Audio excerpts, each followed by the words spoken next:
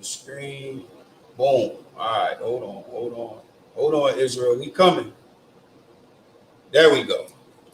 All right. Shalom, Israel. Shalom, Yahweh, Ba'ashem, Yahweh, Shah, Barakathum.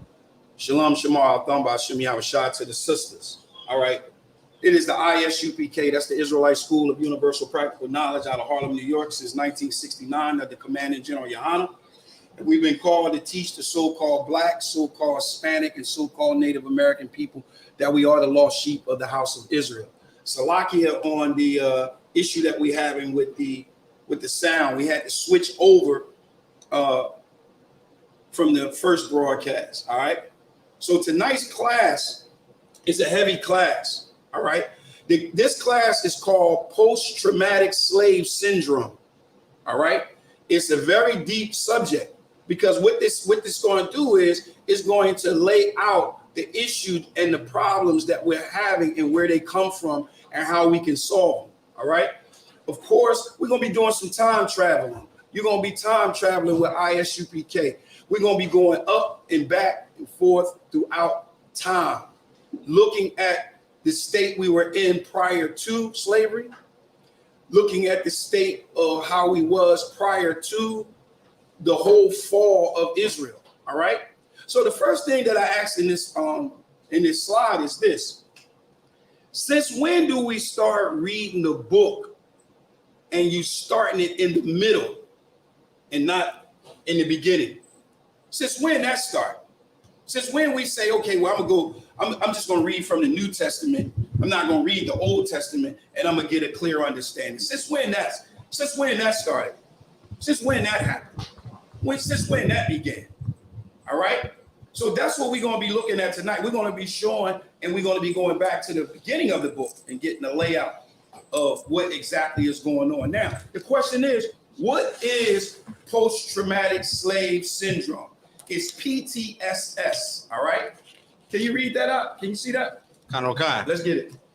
Post-traumatic slave syndrome, PTSS, is a theory that explains the etiology of many of the adaptive survival behaviors in African American Israelite communities throughout the United States and diaspora.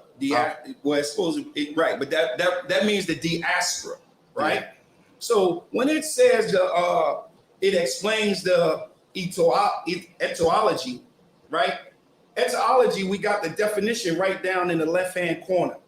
What post-traumatic stress syndrome theory, what it explains is the cause, the set of causes, or the manner of causation of a disease or condition. All right, that's what it is. So it's called post-traumatic slave syndrome.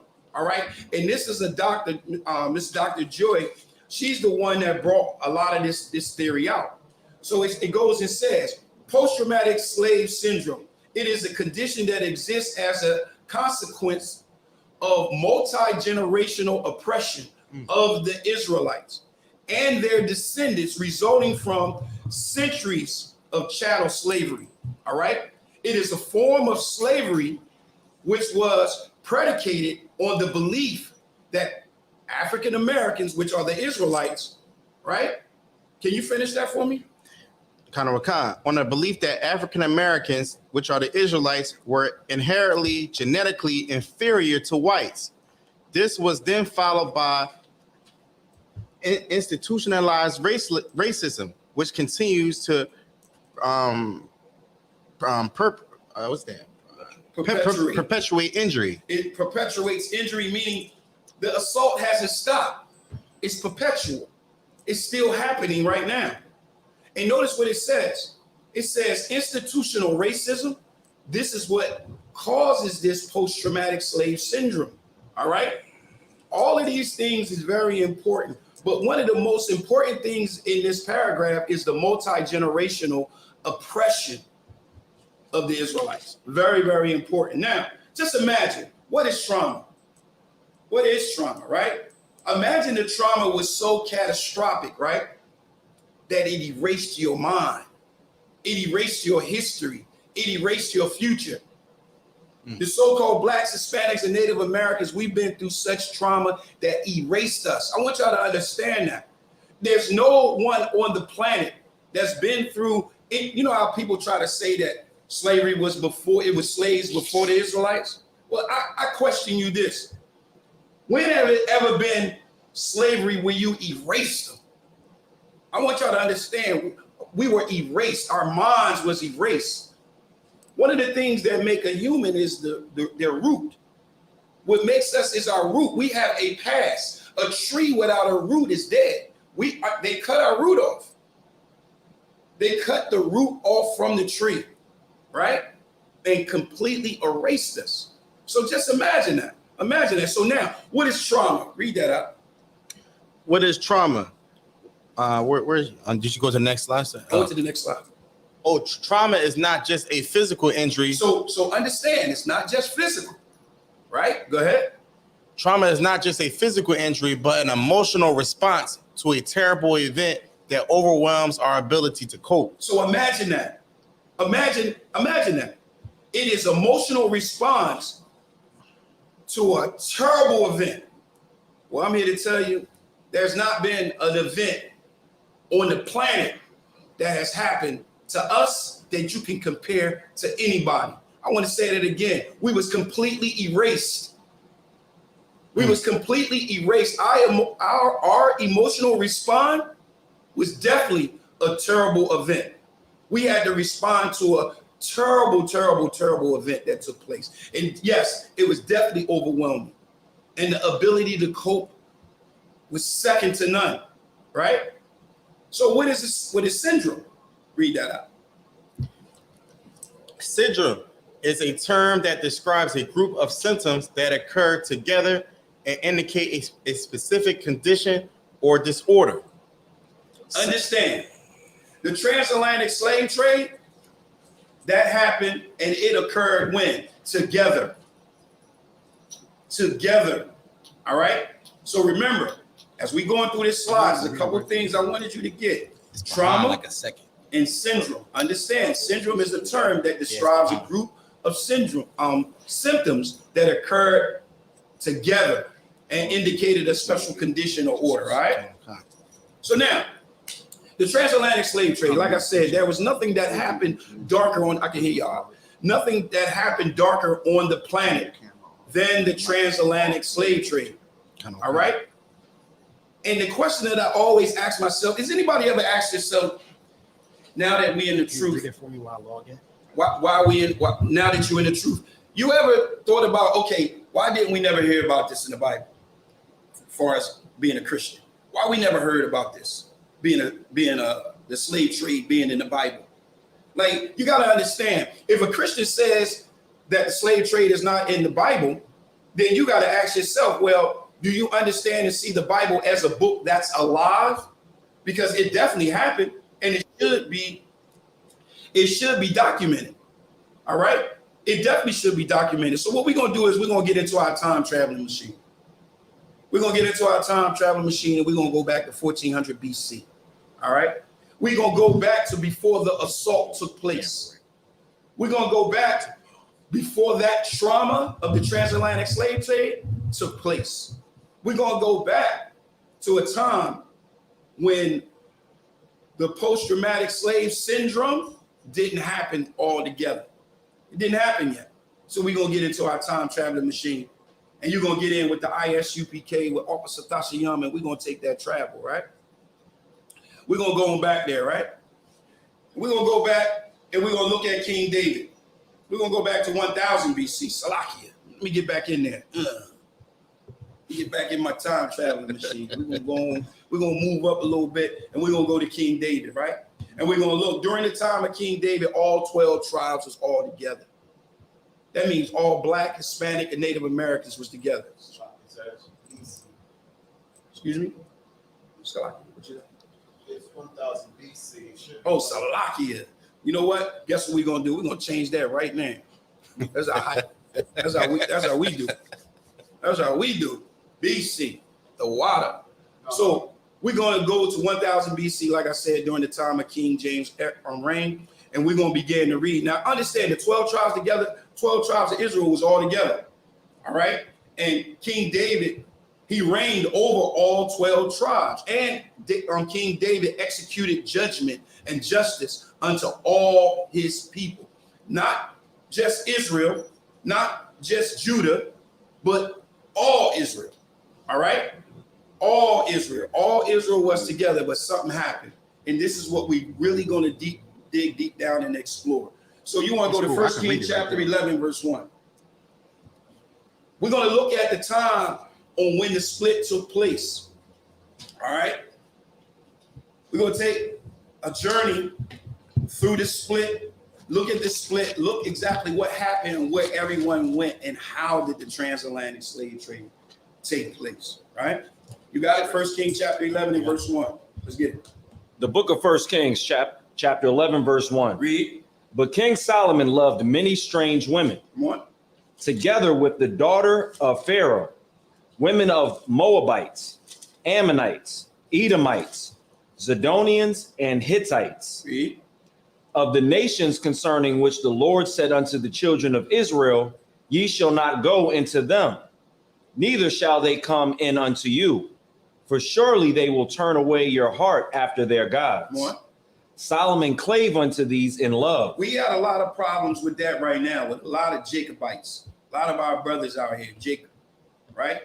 A lot of them is actually going inside of these temples and they're inside of these churches and they marrying women, and guess what? They ready to die for that white Yahweh Shah. Can I say that? Maybe I should keep them Jesus. Right, white right. Jesus. That They ain't even sound right. is a lot. They ain't even sound right. A lot of them do that. And they willing to die for it. And guess what? A lot of people willing to destroy their family for it, right? So Solomon cleaved to women and married many women of other nations who the Most High had told us not to marry, because he says, surely they would turn away your heart from following after your God, right? And you're going to follow after their God. But guess what? Solomon cleaved onto them anyway. Verse 4. Verse 4.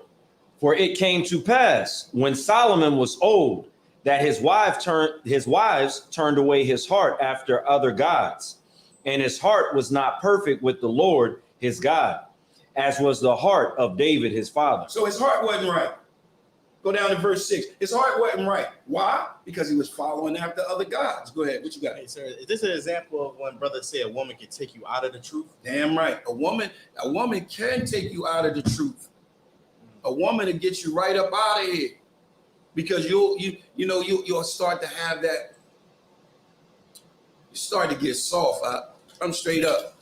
You start to get soft, and you just compromise. I think once you start to get into a woman, you have to be careful when you're compromising, because you could compromise to a point where the compromising is out of control, man. And next thing you know, you're getting all jammed up. You trying to figure out what's going on because you're sitting in the corner trying to figure out, can you go outside or not? I done seen it. Yeah, and it happens. Verse 6. Verse 6. And Solomon did evil in the sight of the Lord, and went not fully after the Lord, as did David his father. Read. Verse 7. No, Then- go to verse 9. Verse 9. And the Lord was angry with Solomon, because his heart was turned away from the Lord God of Israel, Come on. which had appeared unto him twice. Read. Verse 10. And had commanded him concerning this thing, that he should not go after other gods, but he kept not that which the Lord commanded. So Solomon was not like his father David. And he was going after other gods like he should not. Listen, this is right now what y'all seeing is an excellent breakdown on giving you understanding on the split of the two of the northern kingdom. Israel, how the northern kingdom and the southern kingdom came into being. All right. So these precepts that we pull in right here is excellent for that. So y'all can log back in and get these precepts, because it'll give you a clear layout on what exactly is taking place and what's happening getting into the New Testament. You can't understand the New Testament without understanding this. All right. 1 King 11 and 11. Let's get it. The book of 1 Kings, chapter 11, verse 11. Mhm. Wherefore the Lord said unto Solomon, for as much as this is done of thee, and thou hast not kept my covenant and my statutes, which I have commanded thee, I will surely rend the kingdom from thee and will give it to thy servant. So he said, I'm going to rip the kingdom from you. This is what the Most High is saying to Solomon, the son of David. Because he has done this, I'm going to rip the kingdom from you. All right? And I'm going to give it to your servant. That's what I'm going to give it to. I'm going to rip it from you and I'm going to give it to your servant. Verse 12. Verse 12. Notwithstanding, in thy days I will not do it for David thy father's sake, Come on. but I will rend it out of the hand of thy son. So he said, I'm not going to do it to you for your father's sake. That's how much the Most High loved David. It's crazy. Right? He said, I ain't going to do it to you, but I'm definitely going to do it to your son. All right? And I'm doing that for your father's sake. Go ahead. Salakia, who was the servant that he gave it to? Jeroboam. Am I saying his name right? We'll see his name in a sec. Concert. I might not be pronouncing it right. Verse 13. Verse 13. Howbeit, I will not rend away all the kingdom, He said, I ain't going to rip away all the kingdom. Go ahead. but will give one tribe to thy son for That's David. vital. That one tribe is vital.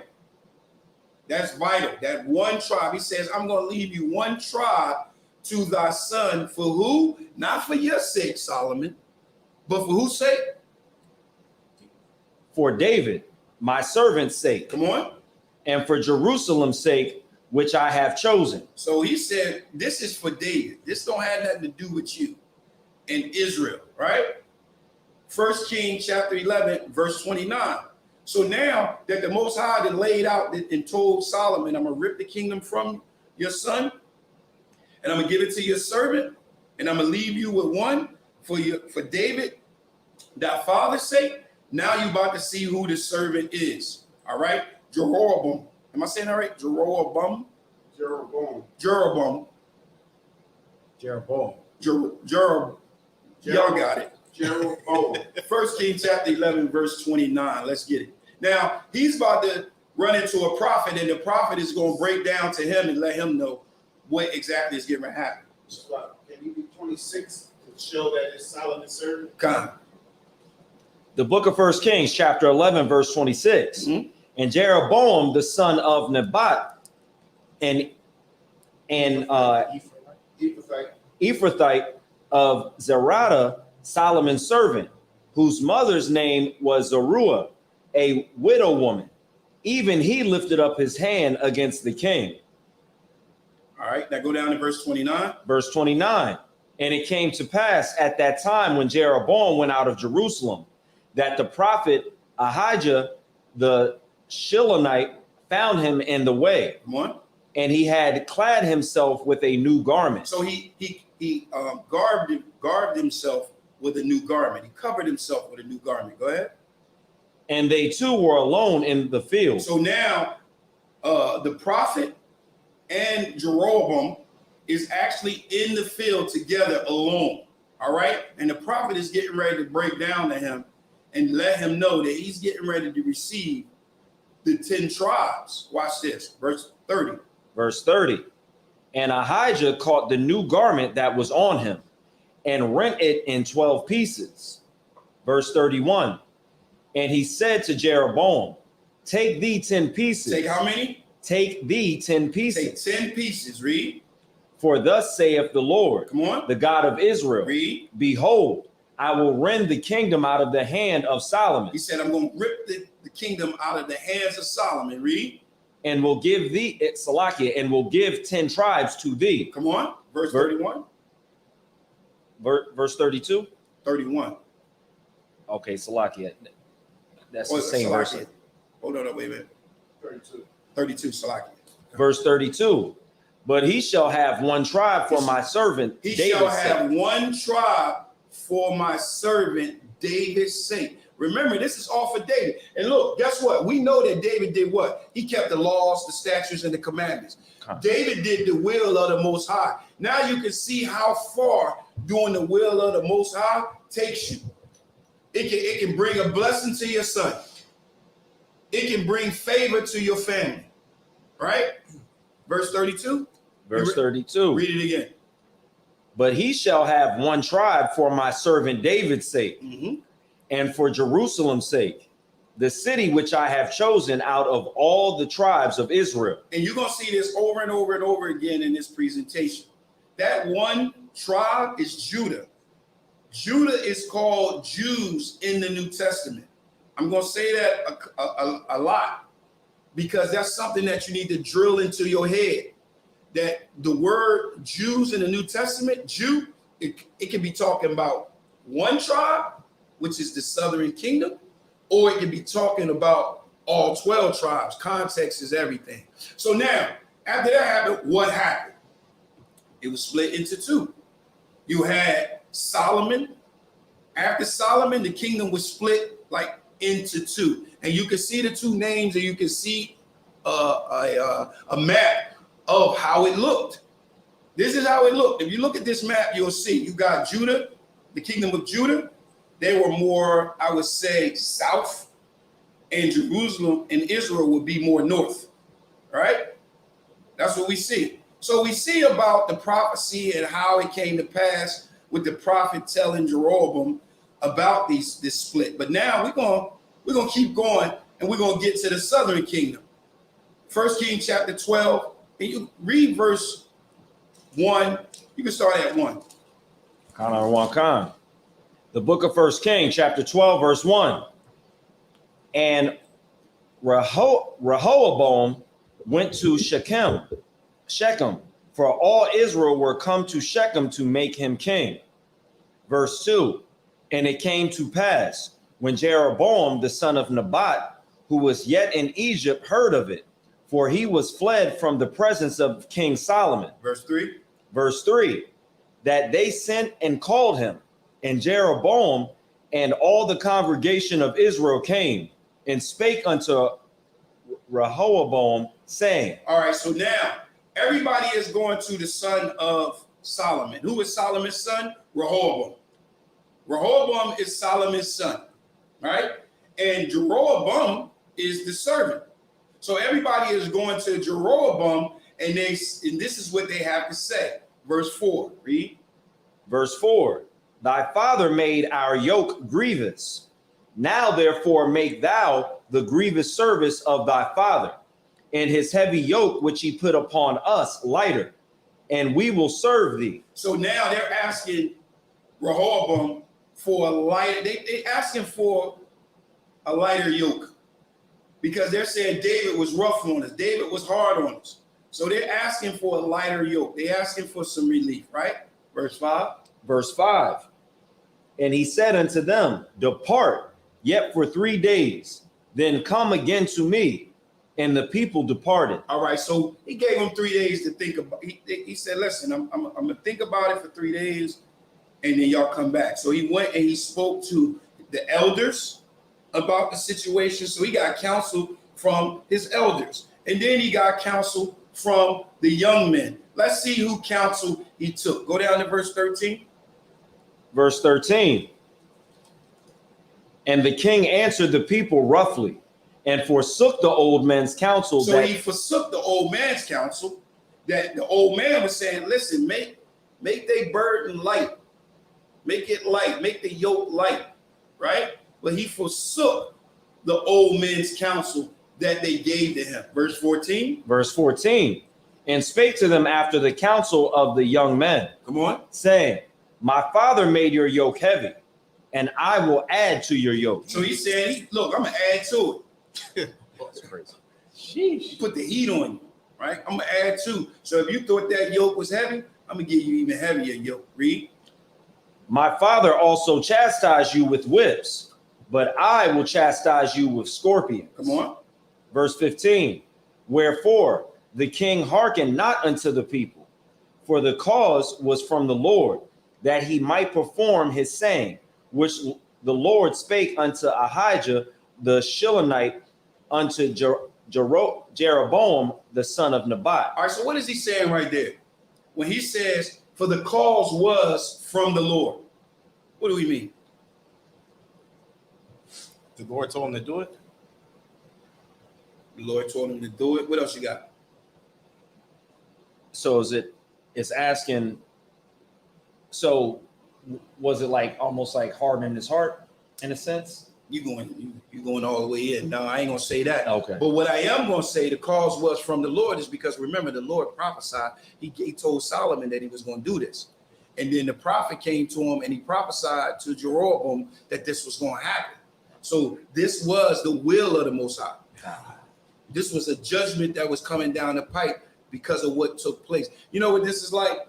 This is like, you know what? That's gonna be too heavy. That's gonna be too heavy. If y'all got that right there, then we too wild, right? That's like, Go ahead. What you got? I thought you were going to say that's when he promised Jacob. I was gonna say that. I was gonna say that. I was. Most High in Christ. So I'm gonna go ahead and say it. It's like a situation, because I was having a conversation today with somebody about Jacob and Esau. And Rachel had to make a decision to give the blessing to Jacob. She was actually doing exactly what we read right there. She was doing the cause, what was caused from the Lord, because the Lord had prophesied. I mean, the Lord had already told her that the elder shall serve the younger. He had already told her who's supposed to get the blessing. So you're right. It's just like the same thing.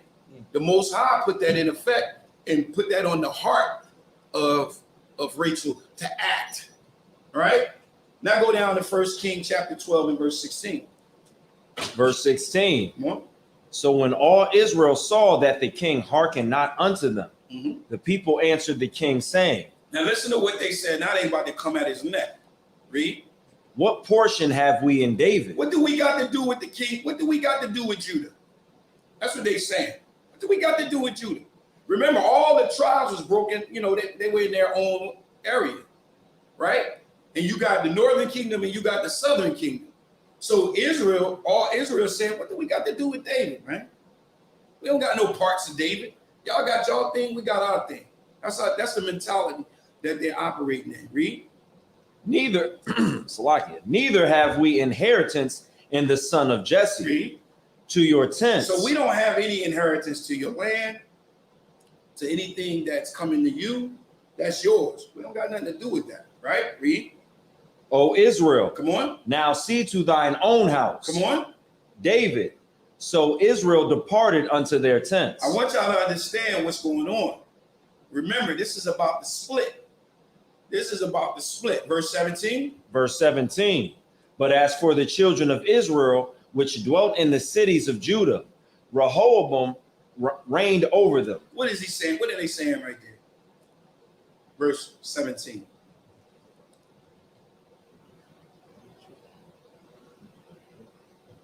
But and it's so important.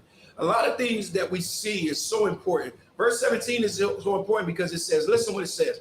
It says, but as for the children of Israel, which dwelt in the city of Judah. So you have some from the northern kingdom, right? From Israel that dwelt in Judah. All right? Because everybody wasn't from the southern kingdom that was there. And we're going to see that later. But if you were in Judah, Rehoboam reigned over you. So Judah reigned over you. So you would be a companion. You would be one that we'll see later. Remind me when we get to Ezekiel. Talk about this. All right. Verse 18. Go ahead. What you got? So is this other Israelites ruling over other Israelites or no? Okay. Rehoboam is ruling over all Israel. I mean, all Judah. Right? But you have, okay, in Judah, you have Judah, Benjamin, and Levi, right? But let's say Asher is there.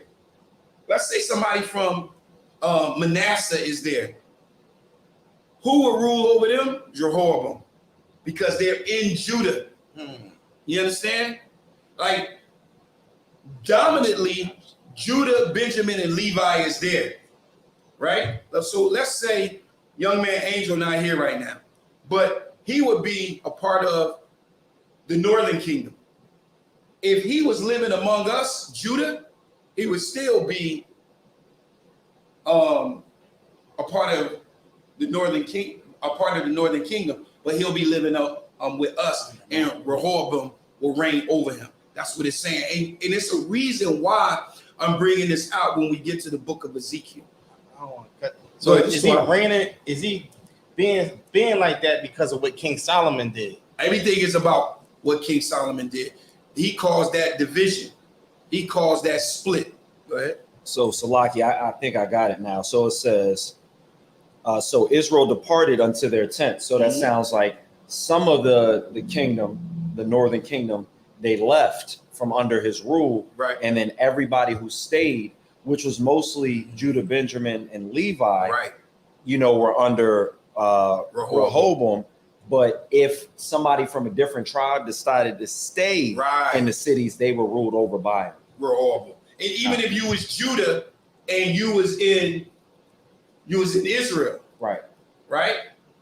Jeroboam is gonna reign over you. So in Judah you got Rehoboam, and in Israel you got Jehoram. I hope I didn't say it twice, but yeah, you got it. And that's important. You know why that's important? That's important when we get to the New Testament, because there was some Israelites that was there that wasn't from Judah, Benjamin, and Levi, that was there in Judah during the time of the Messiah. And we're going to see that later. Verse 18. Verse 18. The king Rehoboam sent Adoram, who was over the tribute. Now, this is when he knew it was real. He knew this was real at this time. Go ahead. And all Israel stoned him with stones. Israel did what? Stoned him. So the king of Judah, Rehoboam, he sent Adoram.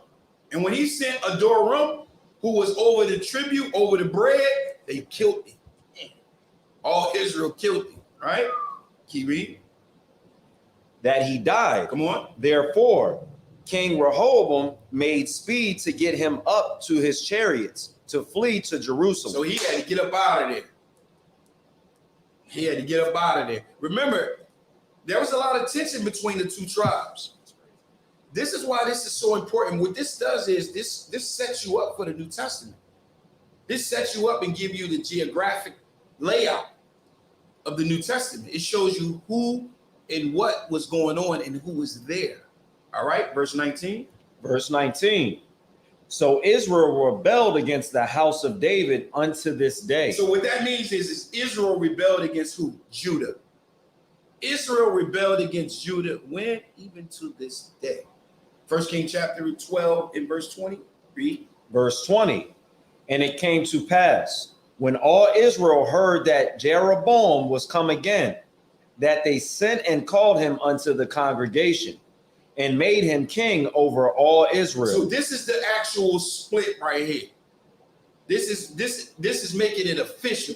After that, all Israel made Jeroboam who? All Israel. Notice it says all Israel made Jeroboam king over them, to reign over them, right? Keep reading. And made him king over all Israel. Come on. There was none that followed the house of David, but the tribe of Judah only. Judah only. That's very, very important. And Judah in the New Testament is called what? Judah. It's very important. That's very, very tight. Go ahead. Salakia. So when it's literally saying Judah only, that's just Judah. So not Benjamin? Not yet.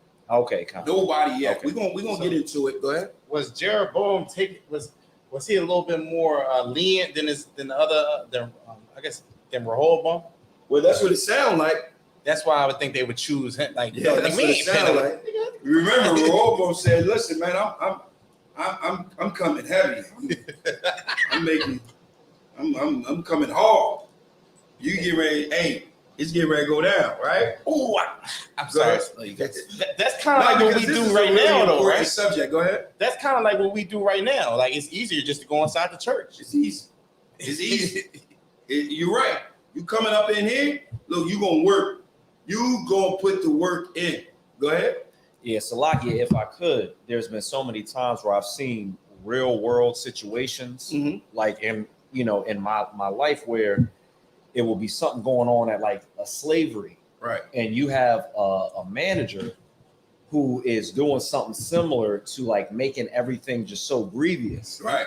and then there's changes that could be made, and the workers go to them. Yeah. They never make the changes, and then you got everybody who got some sense leaving the department, and then Right. that department's in shambles. Yeah. So I said that reminds me of situations that I've been in myself. Right. Right. And it does. I mean, you get a chance to see a lot of things that take place throughout the world into the scriptures. That's why it's important. And I try to tell our people, look, you gotta read the scriptures and you gotta bring it to life. You gotta bring it to life, like y'all just did, right? First Kings chapter 12 and verse 21. So remember, it says Judah only. So now here comes Benjamin. Read. 21. And when Rehoboam was come to Jerusalem, he assembled all the house of Judah. He assembled all the house of Judah. Judah would be in the New Testament the Jews. Read. With the tribe of Benjamin. With who? The tribe of Benjamin. That's very important. So it was Judah and Benjamin. Read. And 180,000 chosen men, Come on. which were warriors, to fight against the house of Israel, to bring the kingdom again to Rehoboam, the son of Solomon. So they ready. We ready to get it in. So now, let me ask you a question. Okay, so let's say Judah is Judah and Benjamin, right? Can they do any service? Can they do the Passover? Well, Salakia, aren't the Levites supposed to carry that out? Most high in Christ. Most high in Christ. Go to 2 Chronicles chapter 11 and verse 13. If you want. That's so important. That's so important because guess what? You need the priesthood. The priesthood is vital to the covenant. Just like in the New Testament, the priesthood is vital to the covenant. The question is, well, what priesthood is it in the New Testament? What priesthood is it in the New Testament? Salakia, sir, say that again. What priesthood is it in the New Testament? I mean, we're priesthood, but who's the high priest in the New Testament? The high priest in the New Testament would be Christ. Which he took after the order of who? Melchizedek. My man. 2 Chronicles chapter 11 and verse 13. Let's get it. You said chapter 11 and verse 13? Con. 2 Chronicles chapter 11 and verse 13. Read. And the priests and the Levites that were all in Israel resorted to him out of all their coasts. For the Levites left their suburbs and their possession and came to Judah and Jerusalem. So that's very important. So the Levites, so there was Levites there, like you said. They can't go ahead. They got suburbs? I've never seen that. Remember, they didn't have any land. Okay. They didn't get no inheritance. Right. They didn't really. They had to. Hey. Okay. Yeah, but this ain't what white folks like.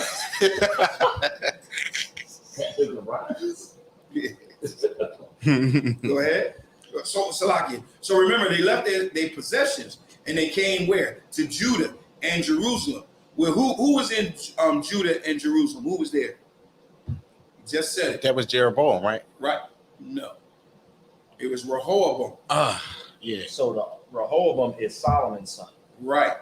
Okay. And who was there? Judah and Benjamin. Now who's there? The Levites. Keep reading on. For Jeroboam and his sons had cast them off from executing the priest's office unto the Lord. So they couldn't even, under Jeroboam, they couldn't even do their job because he was wilding. He was over there sacrificing pigs and all kinds of shit. Yeah, he was wilding. He was. Keep going. Read. He ordained him priest for the high places, and for the devils, and for the calves which he had made.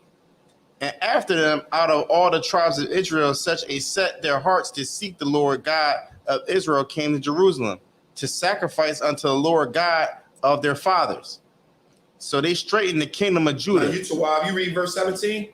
Yep, I'm reading verse 17. Go ahead. So they strengthened the kingdom of Judah. So Who strengthened the kingdom of Judah? You still the Levites. The Levites. How did they strengthen? Because they came and they was able to execute the priesthood, right? They was able to do that, right? So now in verse 17, it says, read it again. So they strengthened the kingdom of Judah. Come on. And made Rehoboam the son of Solomon strong. So they made him strong, right? Read. 3 years. For 3 years they walked in the way of David and Solomon. For 3 years, they walked in the way of Solomon. So now we understand this. Go back to 2 Kings chapter 17 and verse 18.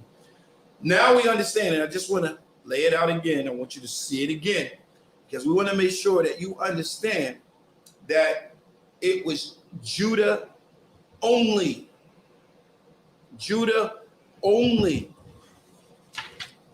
Right? But Israel was tripping. They was drawn. They was wild.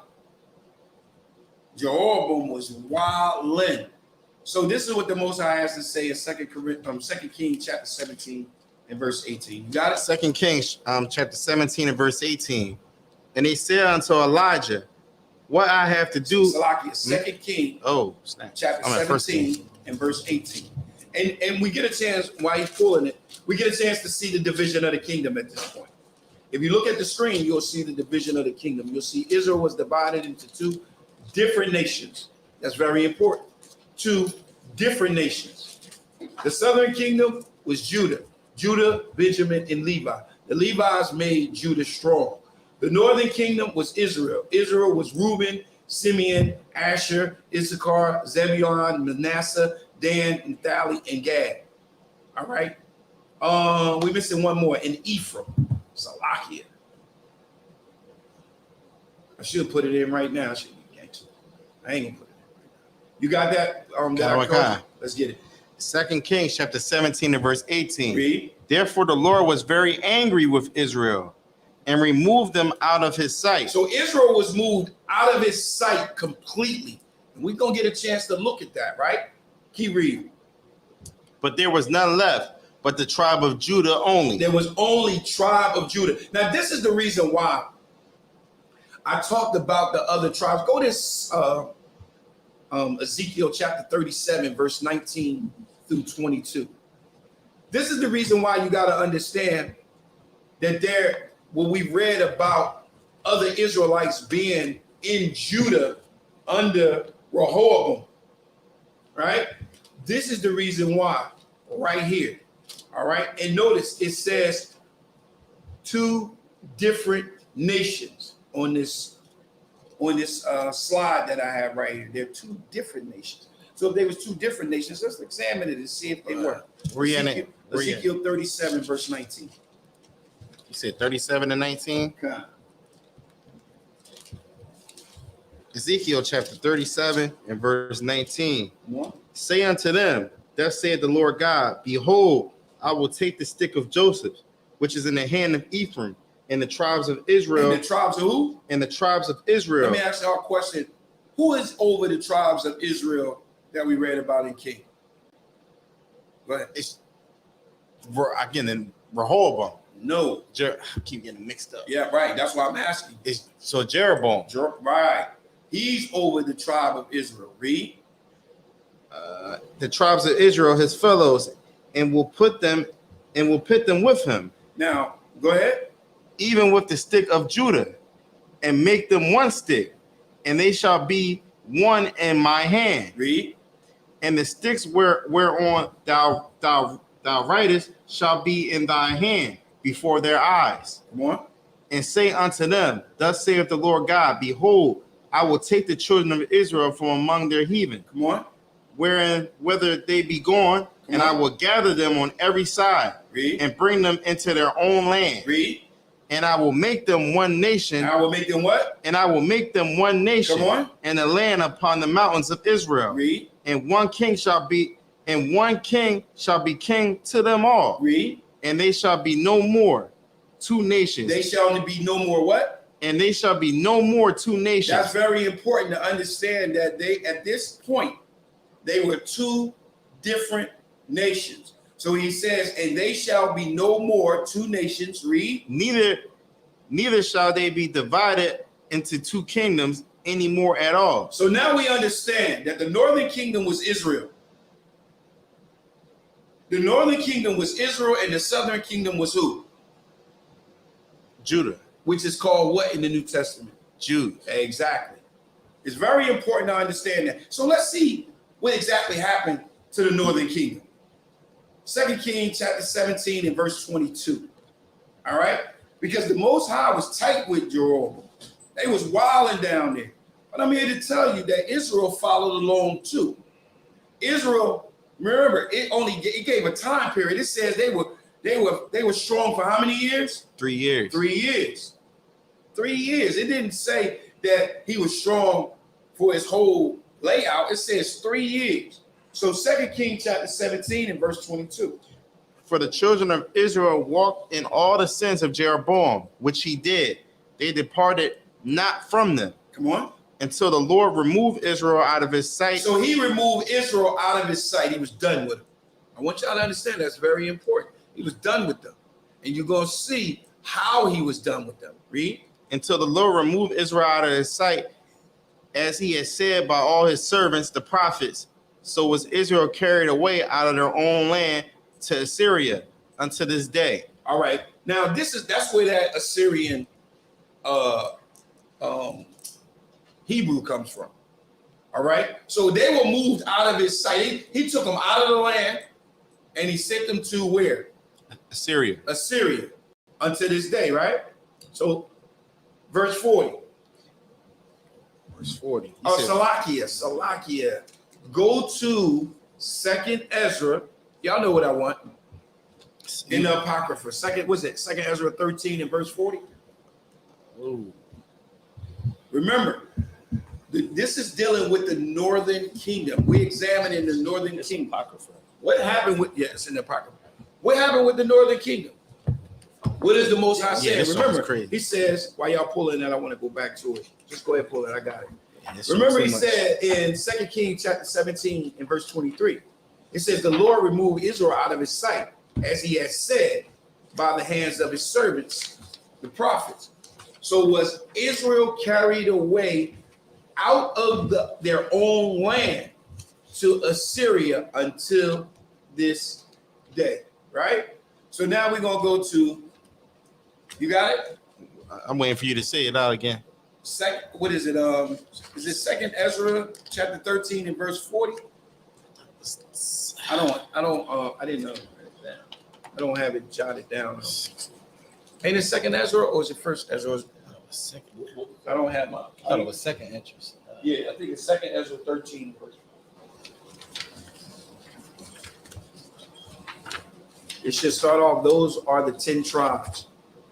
And remember, Jeroboam had 10 tribes. Jeroboam had 10 tribes, and Rehoboam had 2 with some Levites to execute the duties of a priest. You got it? Answer.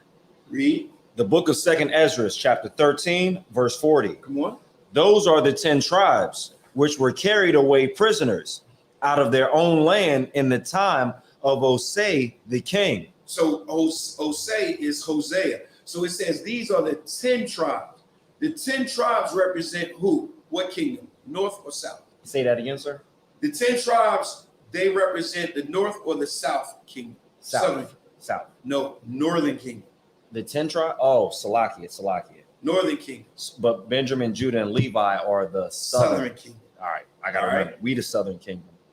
Come on, read it again. Those are the 10 tribes which were carried away prisoners out of their own land in the time of Osei, the king whom Salmansar, the king of Assyria, led away captive. And he carried them over the waters, and so came they into another land. Read. Verse 41.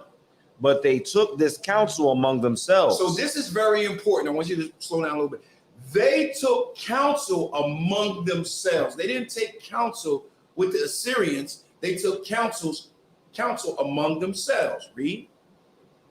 That they would leave the multitude of the heathen Come on. and go forth into a further country Read. where never mankind dwelt. No, with some men, mankind dwelt. Where never mankind dwelt. Where never mankind dwelt, right? Read. 42. That they might there keep their statutes, which they never kept in their own land. That's very important, which they kept their statutes. That's vital. Which they kept their statutes, because we're going to examine about keeping your statutes. Verse 43. Verse 43. And they entered into Euphrates. Where did they enter into? Euphrates. That's very important. They entered into the Euphrates. Read. By the narrow passages of the river. Come on. Verse 44. For the Most High then showed signs for them and held still the flood till they were passed over. Come on. Verse 45. Read. For through that country, read. there was a great way to go. Come on. Namely, a year and a half. That's very, very important. So wherever they went, it took them a year and a half. Go ahead. Salakia. After reading this, I don't understand how a lot of the fake Old Testament Israelites are the ones that believe they stayed in Africa could still think they were in Africa after a year. A year in the water. And a half. And a half in the water. They think they went across the street. Good night. They just went across the stream. A year and a half. But I made a map for that. All right, keep reading. And the same region is called Ashereth. All right, so look, let's get a recap. So the northern kingdom, they went into a further land where never mankind dwelt, right? And where they went, where it says they held still the flood, that means they held still the waves. Remember, the ocean is mean. It's a mean ocean, right? The ocean, especially dealing with the Atlantic, it has a flow to it that you have to go and flow. You got, like, if it's twirling that way or going this way, you got to go that way. And if it's going this way, you got to go that way. It's a road map that you go. But guess what? It says the Most High held still the flood, meaning it held still the waves till they passed over. The same place was called Aras. Say it. Ashereth. I think. All right, which means land, right? So now let's look at the map and let's examine it. Read verse 43 again. And if you look, you can see a map with this. And the map will lay out exactly what was going on. Go ahead. I want you to slow it down too as you read. Go ahead. And they entered into the Euphrates. So they entered into the Euphrates, as you can see the arrow on the map. The Euphrates is right there. So they entered into the Euphrates. Read. By the narrow passages of the river. So you can see the route that they're going. Go ahead. For the Most High then showed signs for them and held still the flood. And as you can see my arrow, I'm going along as you read. Go ahead. Till they were passed over. So they passed over. Go ahead. For through that country, there was a great way to go. So it's a great way to go. Here's the great way to go. Go ahead. Namely, a year and a half. Go ahead. And the same region is called Ashereth. All right. So now, if you look at Ashereth, right, you can actually see. What I did was I looked at an I went to a Jewish encyclopedia. And I looked it up. And I found it. I found it in a Jewish encyclopedia. Right? Can you see that? I'm trying to get back on it. I can't see it. You want me to read that? They found it. I found it in a Jewish encyclopedia. So I was able to find Azareth. Am I saying that right? Azareth, yeah, something. We was able to find it in the Jewish encyclopedia, and this is what it had to say. Go ahead. JewishEncyclopedia.com, Ashereth. By Morris Jastrow Jr., Kaufman, Kohler. The name of the land beyond the great river. Now remember, this is in a Jewish encyclopedia. So it says the name of the land beyond the great river. Read. Far away from the habitation of man. Remember, he says where no mankind dwelt, right? Read. in which the 10 tribes of Israel will dwell. So y'all don't think that Christopher Columbus had access to this? Because he did. Keep reading, huh? In which the 10 tribes of Israel will dwell, observing the laws of Moses until the time of the restoration, according to, and I'm not sure what that, but it says, you have to excuse the, what's that saying, Salakia, sir? It's in Roman numerals. Go ahead, just keep going. Columbus identified America with this land. Now, it's very important to understand that. So what they're saying is Christopher Columbus identified this land. He identified this land before he got here because he took Hebrew interpreters with him. All right. And we're going to examine that. Go ahead. That's it. It just says after that, translated by Dr. C. Gross. All right. So real quick recap. Remember, it says in a further country where no mankind dwelt, right? And that what that land was called. And remember, it also says that they went there to do what? To keep their statues, Which they couldn't in the which other. they couldn't keep in their other land, right? So look at this. Read that right. Go ahead. So the Lord knew all this was going to happen. He knew Columbus already saw it. He knew Absolutely. he knew this all was going to happen. Absolutely. Yeah. Absolutely. Absolutely. So remember, it says that they will go to a land and they would do what? Try to keep their statutes and their judgments, keep the things that was taught to them. Remember, they took counsel among themselves. So guess what? The 10 Commandments was found in Ohio, in North America. You got it? Khan Adawan Khan. Let's get it. 10 Commandments found in North America. Mm-hmm. In November of 1860, David Rurick of Newark, Ohio, found an inscribed stone in a burial mound about 10 miles south of Newark, Ohio. Come on. The stone is inscribed on all sides with a condensed version of the 10 Commandments. How did that get here? This guy here before Christopher Columbus. This shows the evidence that these were the 10 tribes of Israel that was doing what? That they might do what? That they might keep their statues, which they never kept where? In their own land. Khan. This is the evidence. This is the crumb trail. This is simple. This is simple. How would the 10 Commandments get in Ohio, in North America, before Christopher Columbus got here? I'll tell you how it got here. It got here because we brought it here. Right. We brought it here. All right. You got any more on that? Just a little bit more. Come on. Let me pause it. I'm gonna go to the next slide. You want to go to the next one? Yeah, I'm gonna go to the next slide. Because guess what? The 10 Commandments was found in 2 places. Now I'm gonna break some things down to y'all in a minute about these two findings. All right. So now we see that the 10 Commandments was found where? In New Mexico. Read it. 10 Commandments found in New Mexico. The Los Lunas inscription is an abridged version of the Decalogue or 10 Commandments, carved into the flat face of a large boulder resting on the side of Hidden Mountain near Los Lunas, New Mexico, about 35 miles south of Albuquerque. All right. So now, guess what? Let me tell y'all something about this. Now, I actually had the pleasure of actually going and traveling and looking at the 10 Commandments in Ohio, right? The 10 Commandments in Ohio was written in block Hebrew, okay? And what they did was the block Hebrew and the Hebrew that they found in Mexico, the Hebrew that they found in Mexico is older than the Hebrew that they found in Ohio. You know what that shows? It shows that they was traveling back and forth. Because the block Hebrew didn't come out until about, according to what they had found, the block Hebrew didn't come out until about 500 BC. The Hebrew that they found in New Mexico, that dates, this is Paleo.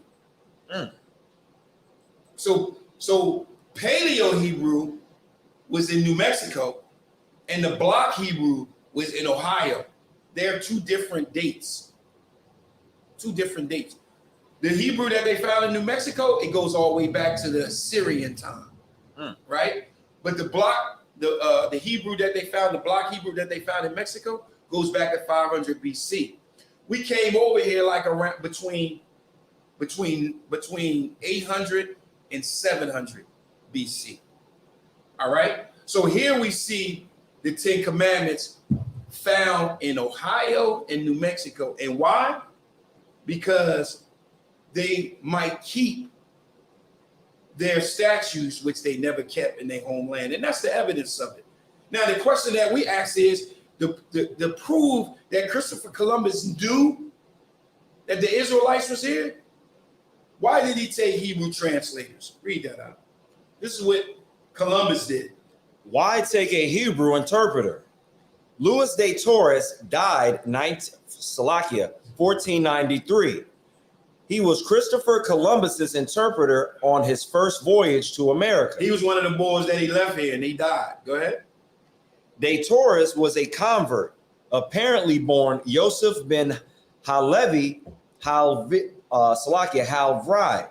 chosen by Columbus for his knowledge of Hebrew. Of what? Of Hebrew, Go ahead. Chaldaic, and Arabic. You know what's heavy about this? What I did was, according to Christopher Columbus, he was going to where? He was going to like the red dots. Yeah, he claimed that he was. But guess what? I looked up their language during that time. They didn't speak none of these languages. Wow. They didn't speak none of these. You know who would be speaking these languages? The Israelites. Khan. I was about to ask, weren't we under people that spoke these languages? Well, the Chaldaic, that would be the Chaldeans. In the Arabic, that would be like the Aramaic. Khan, because we went through, there were certain Israelites that had to deal with those Ishmaelites and would have probably picked up those languages as well. Right. I want you to read down at the bottom because a lot of people need to understand that those that was already here, the 10 tribes that was already here, they went through everything that we went through too. And to prove it, I pulled this out from a manuscript, a letter from Christopher Columbus dealing with the king. Can you read that in February of 1495? Khan Adawan Khan. In February 1495, Christopher Columbus took captive over 1,500 Arawaks. About 550 of them were shipped to Spain as slaves, with about 40% dying en route. So we know that the transatlantic slave trade started where? In America. In America. It's very important to understand that the indigenous people in this land went through the same thing that we went through on the west coast of Africa. But understand a couple things here. Dominantly, the 10 tribes of Israel was not where?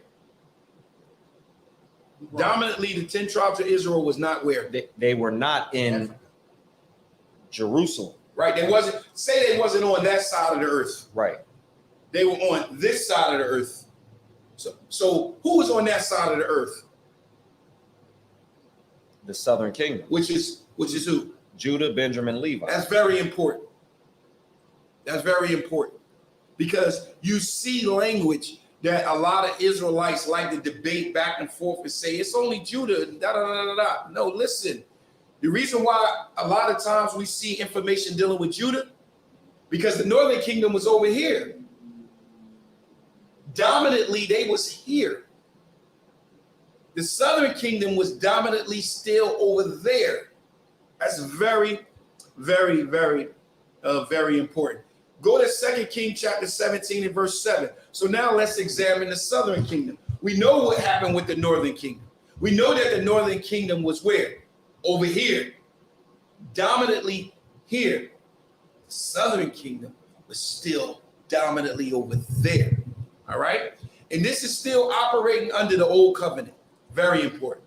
2 Kings chapter 17 and verse 7. For so it was that the children of Israel had sinned against the Lord their God, which had brought them up out of the land of Egypt. So we know who the children of Israel is and who he's dealing with right here, right? Because he's talking about how they sinned coming out of the land of Egypt. Read. From under the hand of Pharaoh, king of Egypt. Come on. And had feared other gods, and walked in statues of the heathen, whom the Lord cast out from the children of Israel, and of the kings of Israel they had which they had made.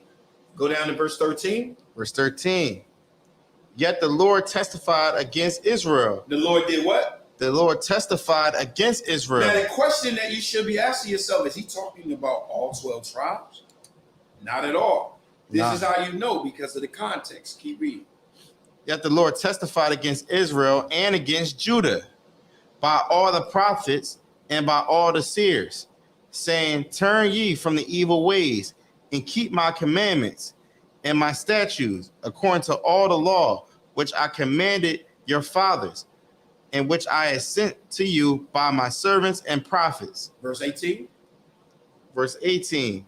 Therefore, the Lord was very angry with Israel. So the Most High was very angry with Israel. We're reading about how he was angry with Israel. We know that he moved Israel what? Out of his sight. We know that Israel went over to the over to the Americans. We know that. All right. But I'm examining this about the southern kingdom too. And look what he had to say about the southern kingdom too. Read. Therefore, the Lord was very angry with Israel and removed them out of his sight. Come on. There was none left but the tribe of Judah only. Come on. Also, Judah kept not the commandments of the Lord, their God, but walked in the statutes of Israel, which they made. What that mean?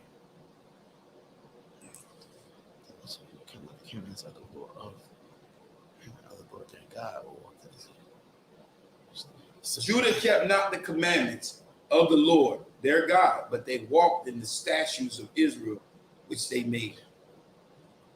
Who going? Who got it? Wasn't damn. Go ahead. Is that talking about following the precepts of men? Like Absolutely. It's talking Good about night. following precepts of men. And he's talking about how Judah followed after Israel. Remember, Israel was moved out of his sight. They on this side. And Judah started doing the same salaki. They started doing the same thing. Right? Verse 20. This is your answer. And the Lord rejected all the seed of Israel. No, some of the seed of Israel. All the seed of Israel. So all Israel was rejected. Go ahead. And afflicted them and delivered them into the hand of spoilers Come on. until he had cast them out of his sight. Now, stop. So now you got Judah and you got Benjamin. They both, the Most High had cast them both off. What about his covenant? What about his promise? Didn't he promise Abraham, Isaac, and Jacob? Didn't he give them a promise? But yet you have Judah and you have Israel, both wilding. The Most High got rid of both of them. What you got? Isn't it like, okay, like you my son, you promised I made you a promise, but that don't mean I can't punish you. Right. Is that saying the same thing? Like they don't wash away the promise, it's just a punishment, right? It's just well, we about to see. Because you got to think, he promised them. Go to Genesis 17 and 7. It was a promise that was made to Abraham. There was a promise that was made to Isaac.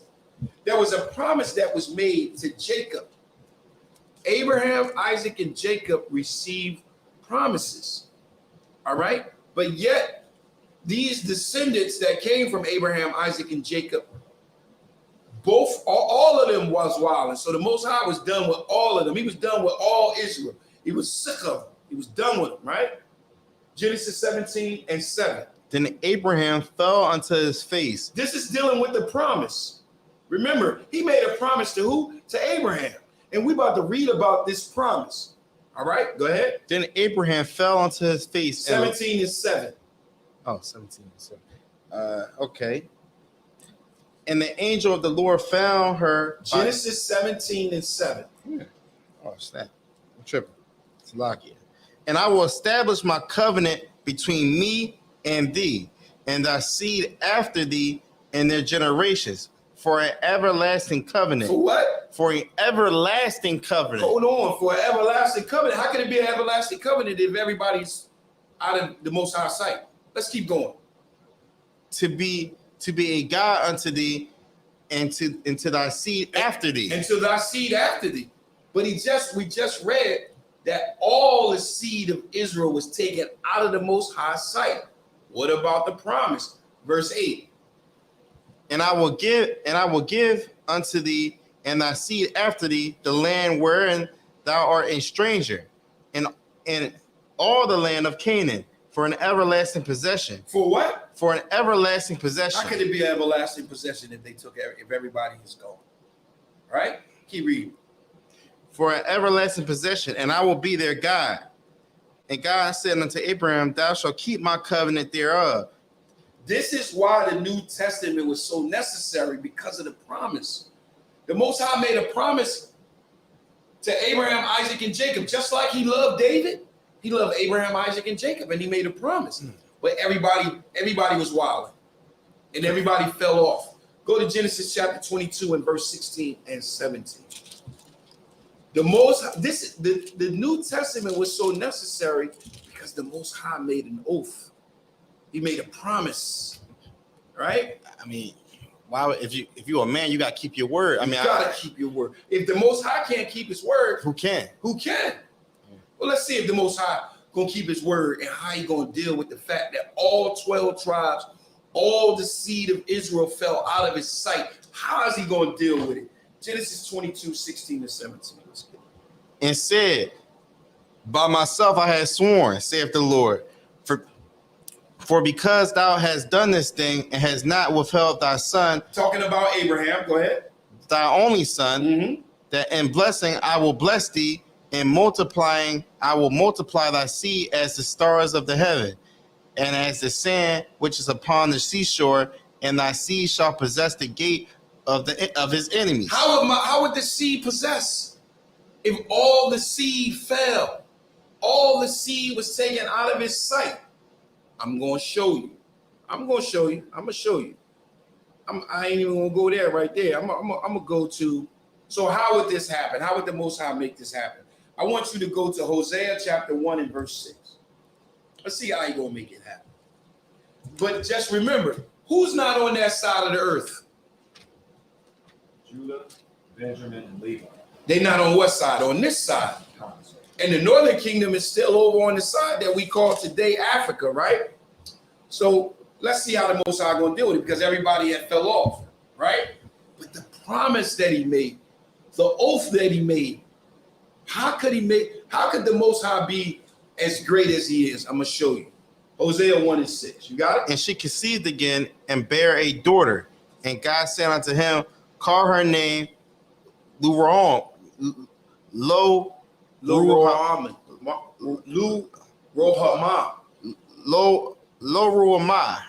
for I will no more have mercy upon the house of Israel. Why won't he have any mercy on the house of Israel? Because the house of Israel, he's taking them out of his sight.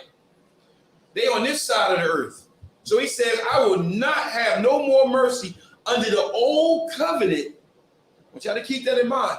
Under the old covenant, under the house of Israel, but I will utterly take them out of the way, right?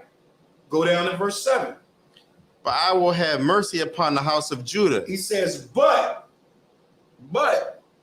I will have mercy on the house of Judah. Not on Israel, but I will have mercy on Judah.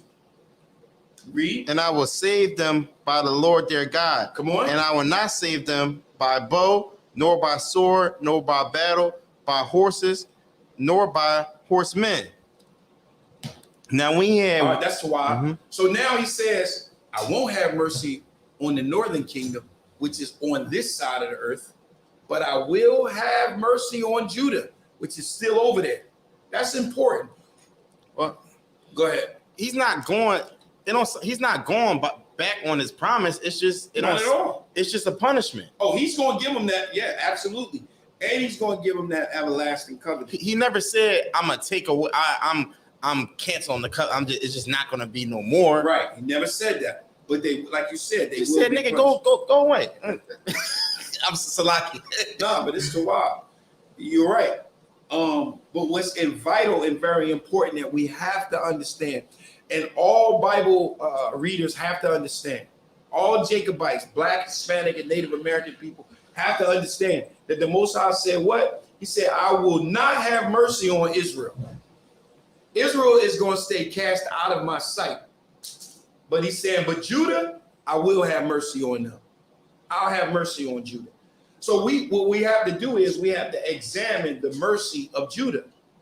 And when we examine the mercy of Judah, we see it in Ezra chapter 1. Go to Ezra chapter 1. Let's see the mercy for the southern kingdom. The southern kingdom obtained mercy.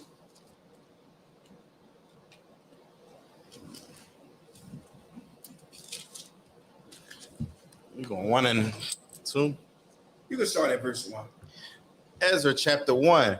Now in the first year of Cyrus, king of Persia, that the word of the Lord by mouth of Jeremiah might be fulfilled, the Lord stirred up the spirit of Cyrus, king of Persia, that he had made a proclamation throughout all of his kingdom, and put it also in writing, saying. So he made a decree, right, throughout all the kingdom, right?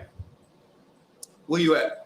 Verse 2. Come on. Thus saith Cyrus, king of Persia. This is what the decree had to say. Read. The Lord God of heaven have given me all the kingdoms of the earth. So he said, the Most High gave me all the kingdoms of the earth. The Most High did this. Read. He have charged me to build him an house at Jerusalem. Now let's see. Can you read? Which is in Judah. Which is in where? Which is in Judah. That's very important. Which is in Judah. It doesn't say which is in Israel. It says which is in Judah. Go down to verse 5. Let's see who is charged to make this kingdom. Then he rose up the chief of the fathers of Judah and Benjamin and the priests and the Levites, with all of them whose spirit God had raised up to go up to build the house of the Lord, which is in Jerusalem. And they all. No, that's why in Jerusalem. So when it says in verse 5, then rose up the chief of the fathers of who? The chief of the fathers of Judah. Go ahead. And Benjamin. Go ahead. And the priests and the Levites. So that's very important. What are you seeing right there? What is that? Who is that? That the northern kingdom or the southern kingdom? I believe we're on the bottom. We're the northern, right? Southern kingdom. Very important. The southern kingdom was below. The northern kingdom was up. Lord. So and who was made up of the southern kingdom? The southern kingdom is the rest of it, the 10 tribes, the rest of the 10. So, and the way I've been remembering is that's throwing me off. We in Delaware South. That's why I keep saying it. Go ahead. Benjamin, Judah, and Levi are going to be the southern kingdom. Damn. Exactly. And then the rest. Exactly. So this is still under the old covenant. So remember, under the old covenant, who obtained mercy? Under the old covenant? Who obtained mercy? It was Judah, right? It was Judah. Yeah. Who didn't obtain mercy? The northern kingdom, which is the Gentiles. They became the Gentiles, but which is Israel. That's very important. I want to keep it biblically tight. We got to keep it biblically tight. All right. So we see that Judah obtained mercy under the old covenant, but Israel did not obtain mercy under the old covenant. Israel went over to the Americans. Right? Y'all got it? Okay. Everybody got it? I want you to go. This is the reason why we see languages like this. Ezekiel chapter 37 and verse 26.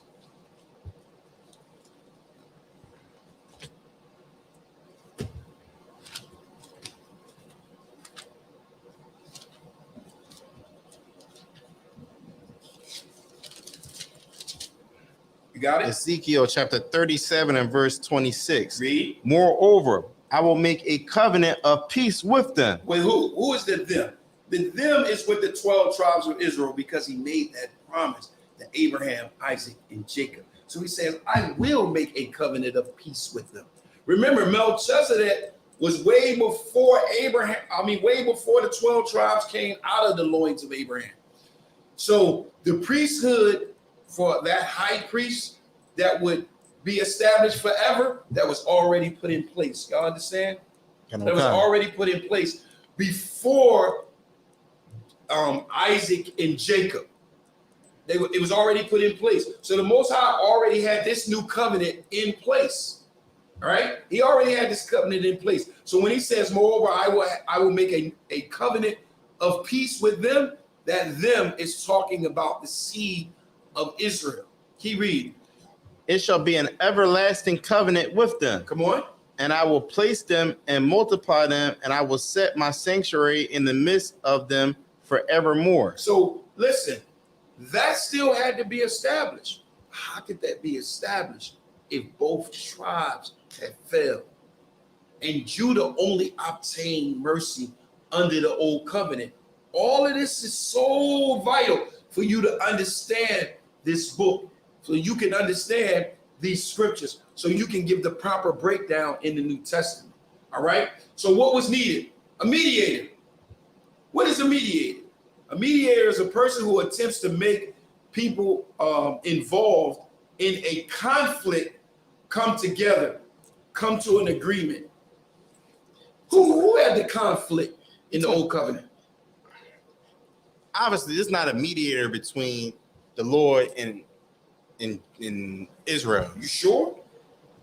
Because if that was the case, then the Lord was on the edge of just saying, you know what, forget the promise. I ain't, you know. Well, he wasn't saying forget the promise, because he made the promise with Abraham, Isaac, and Jacob. But in order to get this promise through, you got to think differently. In order to get this promise through, the Most High need a mediator. Needs a mediator. What's a mediator? A mediator is someone that comes between two parties with tension. Mm.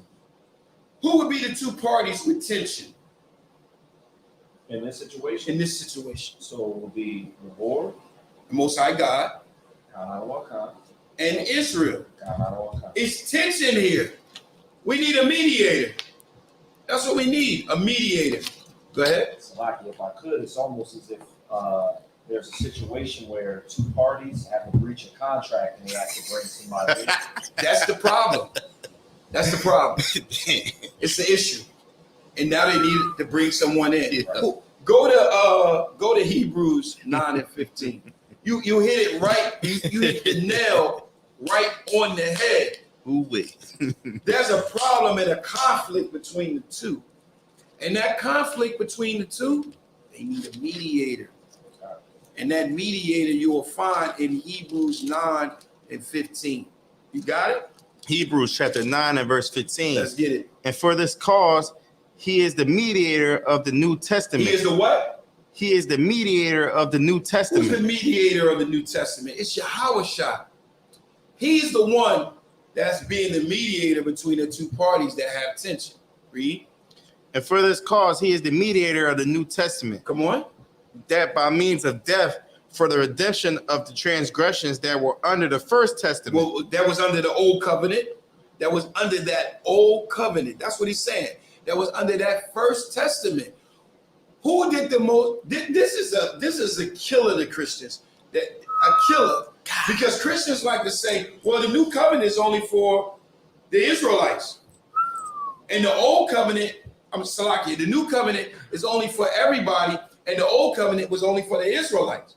Well, guess what? This mediator was sent to the new covenant for those that was under the first testament. Wait. Read that again. Hebrews chapter 9, verse 15. Read. And for this cause, he is the mediator of the New Testament. He's the mediator of the New Testament. So Yahushua is the mediator of the New Testament, because the mediator is one that comes between two parties that have tension. So he's the mediator of the New Testament. Read. That by means of death. That by the means of his death, meaning going to the cross. Read. For the redemption for bringing back those Israelites. Read. For the redemption of the transgressions that were under the first testament. Which was under the first testament. So that means that Judah and Israel, the southern kingdom and the northern kingdom, was under what testament? The New Testament. New Testament. So He's coming to redeem those that cause transgression. We know that Israel was sent over here because of what? Because of their transgression. So he's coming to redeem them that was under that old covenant. Go ahead. In the New Testament, it's also I've come not to destroy but to fulfill is in the new, right? Mm-hmm. Could you pair it with this or no? Well, you can, but you want to pair it with this saying that Yahushua came to do the will of the Most High. He came to do the will of the Most High. And the will of the Most High was prophesied under the First Testament, right? By the means of death for the redemption of the transgression that was under the First Testament. Read. That were under the First Testament, that which are called might receive the promise of eternal inheritance. And we know about the promise because the Most High made that promise. Most High made that promise with what? With an oath. I want you to go to Hebrews 6:16. He made that promise with an oath. And when the Most High make an oath, you got to go by it. You're only as good as your word. If your word ain't no good, you ain't no good. You got that Hebrews 6:16? Let's get it. For men verily swear by the greater, and an oath for confirmation is to them and of all strife. So what that means is that verily men swear by a greater. They swear by oath, right? And they confirm it. They confirm it by the end with the strife between the two is confirmed by the oath, right? Verse 17. Verse 17, wherein God willing no more abundantly to shew unto the heirs of promise and the immutability of his counsel. Unchangeable. The immutability is the unchangeable. It's unchangeable of his counsel, right? Read. Confirmed it by an oath. He confirmed it with an oath. Read. That by two immutable things. That's two unchangeable things. Read. That by two immutable things in which it was impossible for God to lie. So it's impossible for him to lie because once he make that oath, that oath is solid. It's over. He didn't say it. Read. We might have a strong consolation, who have fled for refuge to lay hold upon the hope to set before us, which hope we have. Go ahead. Which hope we have as an anchor of the soul, both sure and steadfast, and which entereth into that within the veil. So now we understand that the Most High made an oath with Israel, and that oath had to be taken out pertaining to a mediator had to come between that to make sure that these two parties with tension come together. It's like oil and water. When you're dealing with oil and water, you need a surfactant. Anybody know what a surfactant is? A surfactant is chemical that causes the two to come together and merge together. Because oil and water is tension between the two. Go ahead. I want y'all to go to Hebrews 31 and 31. It's almost like the Lord needed a counsel almost. No, he needed a mediator. Well, we were tripping. What's the difference though? It's the same thing, right? Go ahead. So like if I could, what it kind of seems like is, since the Most High said it, it has to go down, but now it has to go down under certain terms to go ahead and rectify what was messed up initially. Let me say this. You're right. It has to go down under certain terms, but those certain terms cannot break the law. Well, so like if I could, Go ahead. so what I mean is, no longer can they go by the old covenant since, they messed it and they fumbled it up. They were doing the sacrifices, Right. this, that, and the fourth. Right. Now a new sacrifice has to be presented in order for them to come back. A sacrifice of perfection. Perfection, unblemished. Because the sacrifice of bulls and goats can never take away the sins. So it had to, Yahweh. It was already set up. That's why I brought up the fact that before Abraham, Isaac, and Jacob, before Jacob had the 12 tribes, Melchizedek was already set up. Right. He was a priest forever. That priesthood was already in place. All right. So the Most High, under the new covenant, under the old covenant, he had to put together in preparation the new covenant. And you see it in Jeremiah 31 and 31. I don't want to take it to sport. It's like Israel we had a no trade clause. The Lord, yeah. Right. Jeremiah 31 and 30. Jeremiah 31 and night. 31.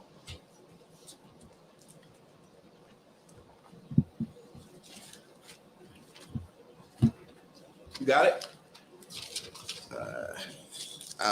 So this is why you see the language that you see under the old covenant, that the Most High had to make a new covenant. He had to make a new covenant because it was tension between the two. So he had to bring his son to be the mediator between the two parties that have tension because of the promise that he made with Abraham, Isaac, and Jacob. Remember, he made a promise with an oath, and it's the immutability of that counsel means it's unchangeable. So once he told Abraham, Isaac, and Jacob, once he told Abraham that he would have an everlasting covenant of peace, right? He had to fulfill that. Even though we didn't fulfill our part, he fulfilled his part. Jeremiah 31 and 31. Let's get it. Behold, the days come, saith the Lord, that I will make a new covenant with the house of Israel and with the house of Judah. Why is he saying between the house of Israel and the house of Judah? Why is he saying that? Go ahead. He's saying that because they were separated. Exactly. That's so That's important. the exact verse I was looking at. Yeah, that's so important going into the New Testament. Because the only people that were still on this side of the earth in the New Testament was who? Judah. Judah. The northern kingdom, which is the 10 tribes, is over here. They had the northern kingdom, like you said earlier, they had went off and they have already become Gentiles, right? Keep reading. Not according to the covenant that I made with their fathers in that day, I took them by the land to bring them out of the land of Egypt, which my covenant they break, although I was a husband unto them, saith the Lord. Come on. But this shall be the covenant that I will make with the house of Israel. So this is the covenant that he would make with the house of Israel. So notice, initially in verse 31 and 31, he says, behold, the day cometh, saith the Lord, that I will make a new covenant with the house of Israel and the house of Judah, right? But when you get down to verse 33, he says, this is the covenant that I will make with the house of Israel. So he's combining them at this point. So in verse 31, they were separate. In verse 33, they was together. Go to verse 36. Verse 36. Come on. If those ordinances, Go to verse 35. verse 30, come on. Thus saith the Lord, which giveth the sun for a light by day, Those are ordinances. Go ahead. and the ordinances of the moon and of the stars for a light by night. Those are the lights. Those are the stars, the moon, the sun. Those are all the lights of the heaven. Go ahead. Which divided the sea when the waves thereof roar. The Lord of hosts is his name. Come on. And if those ordinances depart from before me, saith the Lord. So if the sun, the moon, the stars, the light, all that's in the heaven, if they depart from before me, read. Saith the Lord, then the seed of Israel Then the seed of Israel. Go ahead. also shall cease from being a nation before me forever. Go ahead. Verse 37. Thus saith the Lord, if heaven above can be measured and the foundations of the earth searched out beneath, I will also cast off all the seed of Israel for all that they have done, saith the Lord. That's cold. He's telling them, he's saying, look, if the heavens above can be measured, if you can go up there and measure the heavens, then I'll cast off the children of Israel. Then I'll cast off the seed of Israel. So this right here, because of the promise that he made, had to stand. He basically said, on my mama. Listen, he put it on, Yeah, yeah. Go to Deuteronomy chapter 11 and verse 13. I want to read something. Salakia, you know what? We're going to pause right here. We're going to pause right here. But a recap. What we have is under the old covenant, Israel dropped the ball. They fumbled the ball. Both of them, Judah and Israel. Well, all Israel did, and then they were split into two, right? Israel dropped the ball first, and Judah dropped the ball. They both fumbled the ball. But because of the promise, just like when we read in 1 King 11, because of the promise and because of the love that he had with David, he stayed true by keeping one tribe. Right. Same thing. Because of the promise that he made with Abraham, Isaac, and Jacob, he had to keep the promise of an everlasting covenant, a redemption of all Israel. Go ahead. Now, I broke something down like this before, and it makes a lot more sense. Am I tripping about the prodigal son? No, not at all. Okay, that's why. Not at all. That makes You know why more this is so sense. heavy? What we're doing right now is because what it does is it gives us an opportunity to actually have a class where people can actually go back and they can examine it and see that we're not lying on what we're saying. Right. Under the old covenant, all Israel fell off. But the Most High, because of the promise that he made with Abraham, Isaac, and Jacob, he still stayed true to his word. And he put in place Melchizedek. That means he put a priesthood in place that was preparation for an everlasting kingdom that was forever. And he brought Judah back. He brought Judah back that he could fulfill that covenant. And that's what we're going to take off. That's what we're going to take over from part 2. And I'll really be able to get into the post-traumatic slave syndrome. I wasn't able to get to it this class, but I will be able to get to it in part 2. Because part 2 is going to deal with when we get into Yahushua and dealing with the 12 with the transatlantic slave trade. Any questions? If you don't think, you sure, no questions. Positive. All right, well, I'm gonna pass the class over to priest and officer Kwayashawan. All right.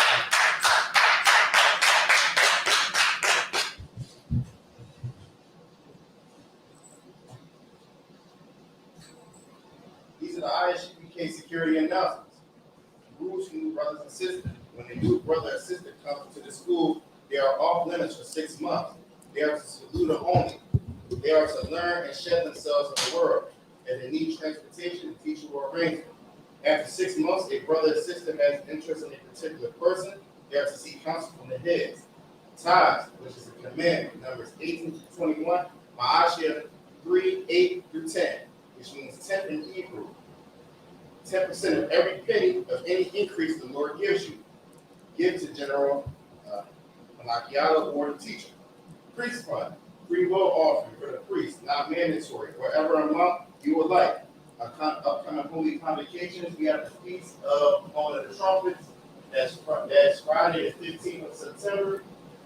Is that right? Yep. Friday the 15th of September. And you can find it in You can find it in Leviticus. chapter 23, verse 24 to 25. Go ahead. If anyone wants to be a trooper. If anybody wants to wear a trooper, we're all black, boots, shirts, headband, and scarf. With that, men of Israel, Maya. Stand. Ahmad Shabbat. Amaya. Barak. Yahweh Shem Yahweh Shabbat. Sorry. Got you on the top. That's on top. Arms down. Up down. Sorry. Needs to turn. Face the sisters. Men of Israel, Ahmad Shabbat. Amaya. Barak. Yahweh Shema Shem Yahweh Shah. Got you on top. Class 6.